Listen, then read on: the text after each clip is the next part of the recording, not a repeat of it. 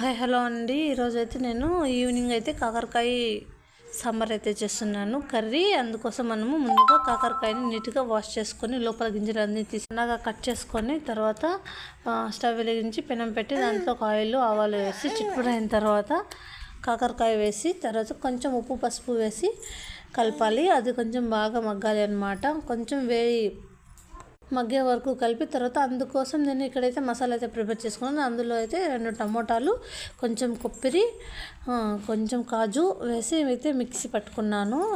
చిక్కగా వస్తుంది అనేసి మీరు కూడా పట్టుకొని ఇంకా శనగపప్పు కూడా వేసుకోవచ్చు. తర్వాత ఇప్పుడైతే మసాలా అయితే యాడ్ చేస్తున్నాను. దాన్ని యాడ్ చేసి కొద్దిగా వాటర్ పోసి మొత్తం మిక్స్ చేసి ఉప్పు కారం అంతా సరిపోయిందో చూసుకొని ప్లేట్ పెట్టి కాసేపు ఉడకనివ్వాలి. అంతే అండి. చాలా అంటే చాలా టేస్టీగా రెడీ అయిపోతుంది సాంబార్ అనేది. కాకరకాయ చేదు ఇష్టం లేదు తిన్నాను అన్న వాళ్ళు కూడా తింటారనమాట.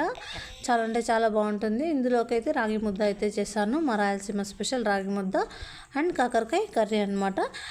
అంతా అయిపోయిన తర్వాత మా 10th బ్యాచ్ అయితే వచ్చారనమాట. ఇద్దరు వాళ్ళతో అయితే కాసేపు మాట్లాడుకొని టైం స్పెండ్ చేసి తర్వాత తినేసి పడుకున్నాం. అంతే అండి. Thank you so much for watching. Like చేసి సబ్స్క్రైబ్ చేయండి. Thank you.